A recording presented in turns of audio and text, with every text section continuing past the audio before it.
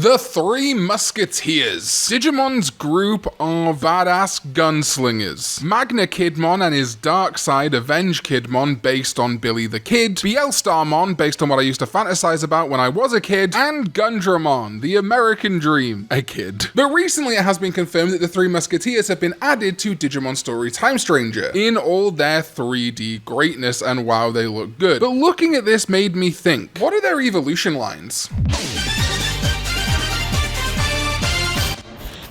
What is up, digital companions? My name is Karn EX and welcome back to another video, and yesterday we are talking about the evolution lines of the Three Musketeers. And yeah, it's a little bit of an interesting group, especially when we look over to the card game that I'll talk about in a little bit. But their theming is obviously very gun-focused, being musketeers coming from the book The Three Musketeers, and building upon that as kind of like outlaw rebel Digimon. It's also interesting that we have MagnaKidmon, Beelstarmon, and Gundramon, but Abergele, while ostensibly just a mutation of MagnaKidmon, could potentially be seen as their D'Artagnan. As many of you may know, while the book is called The Three Musketeers, it kind of follows prominently four characters. The Three Musketeers, Athos, Porthos, and Aramis, and of course D'Artagnan, who is telling the story. Is Abergele supposed to be their D'Artagnan, the sort of unofficial member? Maybe Beelstarmon X Antibody is their D'Artagnan, though again I think both of these are more just like mutations of core members, which leads to me wondering who would be their fourth? Who would be their D'Artagnan? Hey, Pascal! Huh? Today's video is sponsored by Marvel Strike Force. Use my link in the description down below or scan my QR code to download the game for free on mobile and PC. Marvel Strike Force is a completely free mobile squad RPG putting you in control of your favorite Marvel superheroes and villains. From Iron Man to Wolverine to Venom and much more, and then save the universe from the likes of Doctor Doom and Apocalypse. Your goal is to power up your favorite characters and complete missions, unlock gear and other resources, and then take the beat down to other players in PvP modes such as Alliance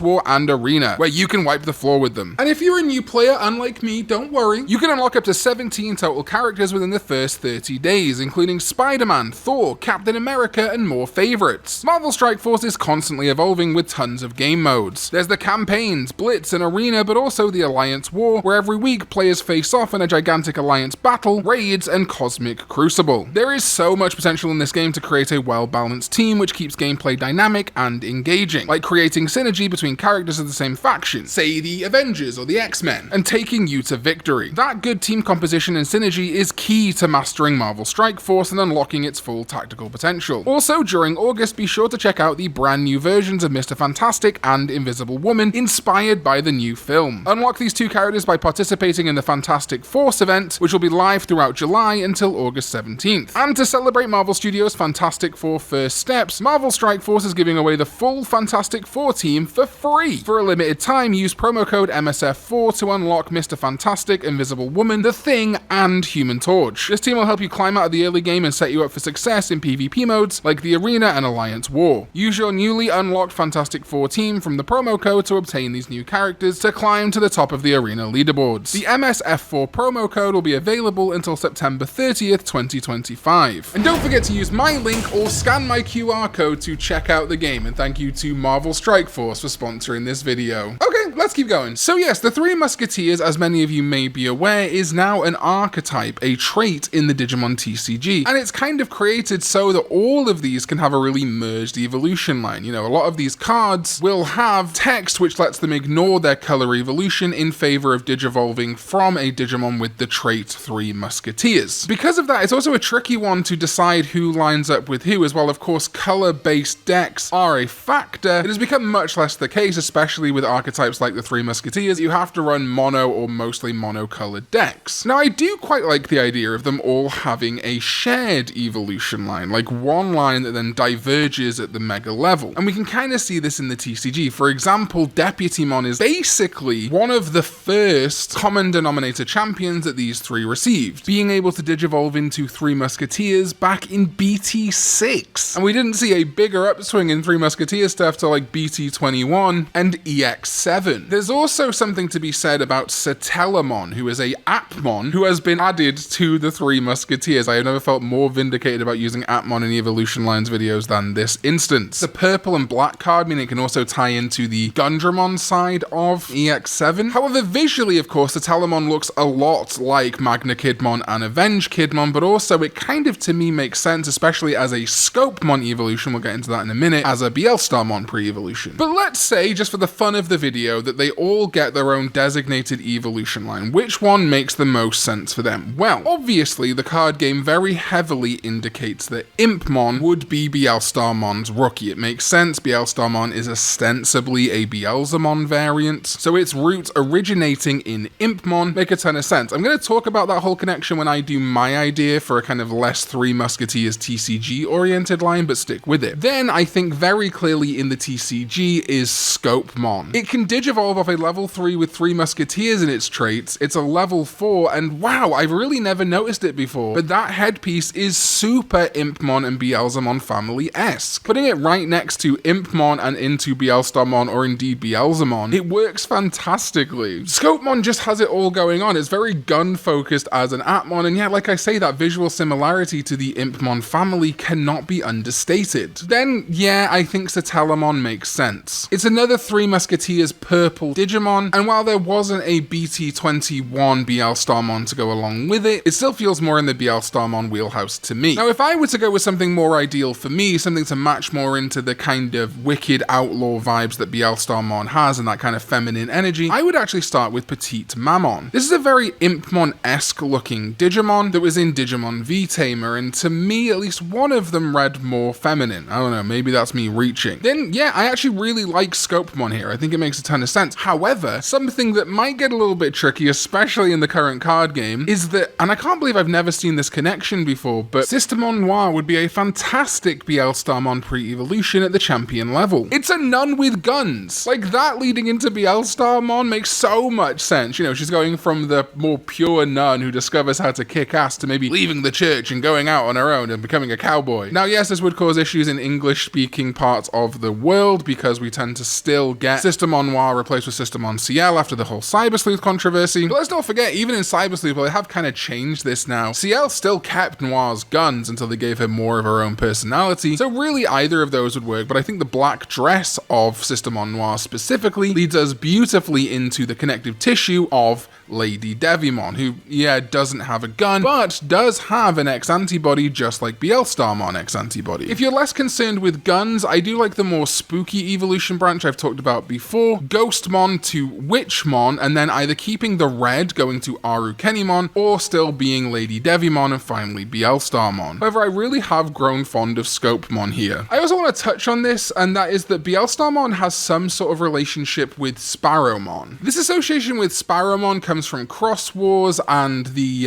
Blue Flare and Midnight factions having some relationship to guns. However, I don't think that Sparrowmon would be an evolution for Beelstarmon and more like a companion. It's not impossible that it would factor into the line, but I see it more as a friend. In fact, we see art of Beelstarmon at the Mega level with Sparrowmon. That kind of makes more sense to me that it would be a separate Digimon. Moving over to Gundramon, the Shotmon, which, yeah, it's an Appmon again, but it's literally a little gun made of guns. It could not be a more perfect Gundramon pre-evolution if it tried. Again, though, that is a BT21 pick, which Gundramon was not in. If we look over to EX7, instead we get Toy Agumon, specifically Black Toy Agumon as a pre-evolution. And I had to think long and hard about this, and I couldn't really find any decent reasoning why, other than Toy Agumon in general seems to be used as a Deputymon pre-evolution quite commonly, and this could maybe hint at the idea that maybe Deputymon is actually like a toy gun that a kid might play with. I'm never really sure on that connection. If anyone knows why, let me know in the comments down below. We have seen Tankmon, who was used as the champion in this instance, digivolve from Black Toy Agumon before, and yeah, I can see that making sense. Again, if it's toys building up, kind of becoming either a toy gun or a real gun, but that kind of construction vibe, maybe. The thing about Tankmon being the champion for Gundramon, I think, is actually pretty good, but I wish instead of using Black Toy Agumon, they'd committed to using Shotmon again, because the green little gun transitioning to the green tank gun makes a lot of sense to me. Then Then in the card game, we get the transition to Gigadramon in the black colors for EX7 that have a Three Musketeers Digivolution set. I don't think this is bad. This is mainly, I think, as a kind of parallel to the fact that MagnaKidmon and I guess AvengeKidmon get Megadramon in that set. So Megadramon, Gigadramon, two halves of the same coin. MagnaKidmon being red, Gundramon being black. Like, you can see how it makes sense, I guess. But yeah, this evolution line is pretty good. Like, the thematic links are black, I guess, and machinery, but I feel like Gigadramon, while it does have these kind of like arm guns, I feel like we could ramp it up a little bit. I do like that Gigadramon is a Dramon, right? That makes sense. Introducing the Dramon into the evolution line. However, to me, it's genuinely frustrating that they did not use Tankdramon here. Having either Black Toy Agumon or Shotmon, becoming Tankmon, and then Tankdramon, literally just adding the Dramon trait before it becomes Gundramon later. My only assumption here is they didn't want to use it because it's D-Brigade, and D-Brigade is an established archetype of its own in the card game, and so if they made Tankdramon in this evolution line, they'd have to give it both the D-Brigade and Three Musketeers traits, but I actually don't know about that. I don't know. The balancing of the card game is very difficult. From a non-card game perspective, from a Digimon lore perspective, ignoring how it would balance for the TCG, I think Shotmon, Tankmon, Tankdramon, Gundramon is really fantastic. And it doesn't matter, again, outside of the TCG, if Tankdramon is pulling double duty as a D-Brigade member and a pre-evolution for a Three Musketeer, because Gundramon itself also pulls double duty, being a crack team member and a Three Musketeer. It is a little bit annoying, I will admit. Like I say, I would have liked to have seen Tankdramon here, but I think I get why in the TCG having a D-Brigade Three Musketeer crossover might have created some balancing issues, so fair enough. And this is why I never fully take the TCG as gospel for the most likely evolution line for a Digimon. Remember, this is that anime style evolution we're talking about. Of course, Digivolution is free overall if we look at the VPETs and things like that, but they do have to consider balancing when they make these things, and that's why sometimes really obvious evolution lines might not happen because a Digimon already belongs to an archetype that is too strong or could become broken if mixed with another archetype. Regardless though, I love using Shotmon as Gundramon's rookie. Though, if we are going to introduce a lot of D-Brigade into Gundramon's line, I also think Commandramon would be a very serviceable rookie here. Commandramon, Tankmon, Tankdramon, Gundramon. Pretty good. Moving over to our final member of the trio in MagnaKidmon, the EX7 route is honestly pretty good. Toy Agumon shows up again, like I said earlier, because it seems to be a common Deputymon Prevo in things like the VPETs, and Deputymon is used as MagnaKidmon's champion here. Then we get Megadramon, like I say, definitely fine. It being a red Digimon, having kind of guns, I guess. And MagnaKidmon, this is a really nice touch, is a Dragon Man type Digimon. So while it might seem random to introduce a Dragon Digimon, a Dramon, into this evolution line, it's actually pretty close to lore for MagnaKidmon, which is why I don't hate it. And I think it does work surprisingly well. I just wish there was a little bit more of a cowboy outlaw vibe going on, which is why, of course, I do love Satellamon as a pre-evolution for MagnaKidmon. I honestly wish we could lean into more demon vibes for MagnaKidmon, given that it reminds me of Dante from Devil May Cry. But really, I think Megadramon and Satellamon are our best options here. However, I might also use Shotmon as the rookie here instead of Toy Agumon, again, just because I think the Toy Agumon connection's a little bit strenuous. Or yeah, use a Dragon rookie, use Dracomon or something, that could be interesting. I think Deputymon is a no-brainer here, and I really do think either Megadramon or Satellamon is fine. Now here's an interesting bonus, AvengeKidmon. Now, ostensibly AvengeKidmon, like I say, is just a mutation slide evolution of MagnaKidmon. So yeah, its TCG route basically is going to be the same as MagnaKidmon. It can just digivolve from a Three Musketeers trait, don't worry about it. However, I do like the idea of kind of like dark halves of Digimon being able to separate off into their own existence. And that's why I have actually become quite fond of Astamon as a pre-evolution for AvengeKidmon. It's a much more dark, creepy, gun-toting pre-evolution. Astamon leaning more into the kind of like New York gangster kind of vibe, but still I think it fits AvengeKidmon well enough. But interestingly, I'd actually like to take, if we are using Toy Agumon for MagnaKidmon, Toy Agumon from Gundramon, the black version, and use that as the rookie for AvengeKidmon, creating more parallels if those two are going to happen, and then have Black Toy Agumon digivolve to Hookmon. It's a pirate, it has like this blunderbuss, and it just looks kind of a little bit more childish, toyish, I guess you could say. But then the connective tissue between Hookmon and AvengeKidmon would be Captain Hookmon. Obviously, no-brainer evolution for Hookmon, even though it happens pretty infrequently. But if you look at Captain Hookmon, and I can't believe this is a connection I've not seen until this video, it lines up so well with AvengeKidmon. First of all, Captain Hookmon has a gun leg. Like, it goes into a boot, but that's a gun, and yeah, it's on the other leg compared to AvengeKidmon, but honestly, do we care that much? It's Digimon. They also both wear black and red robes with a black hat on top. I mean, a pirate hat turning into a cowboy hat. Pirates, cowboys, ninjas, you know, you've been on the internet for 20 years probably, look at you. Captain Hookmon even has grey hair, which AvengeKidmon also does, admittedly with, I think, red tips. There's not a lot of art depicting his hair in great detail. I don't know, just looking at the posing of these two, Captain Hookmon and AvengeKidmon, it's super similar. And I could see how this pirate captain may be returning to shore, becoming disenfranchised and hated by the people, could become AvengeKidmon, who according to the Digimon reference book is a MagnaKidmon that became so consumed by the desire for revenge that the data its own negative thoughts overwhelmed its Digicore. It's even said that its move Destruction Trigger involves pinning an enemy underfoot, then firing an explosive bullet into them at point blank range from its gun leg, regardless of the fact that this will injure AvengeKidmon as well. If it injured his leg, if it blew his leg off, he'd become a bit of a peg leg, a bit of a pirate. I don't know, I think that's pretty good. Alright, that is it. My evolution line ideas for the Three Musketeers from the upcoming Digimon Story Time Stranger. Obviously looking at the TCG, but also crafting some silly little lore of myself. Remember, this is just a bit of fun. Digivolution is free and branching, and we shouldn't take it super seriously when we talk about evolution lines. Just a bit of fun that people like to watch. Let me know your ideas in the comments down below. I'm sure there is a plethora of other gun Digimon and dragon Digimon we could throw into these evolution lines. And thank you to my sovereigns, EDK14, all of my other supporters over on patreon.com/Karn EX. Thank you to my Davers as well. We are working on a big custom art video, so I've rolled over a couple of months of Davers support so that I can pay for that big custom art video that's coming out in September. And thank you to everyone who supports me over here on YouTube as well. I appreciate you all so much, and I'll see you next time when we go digital.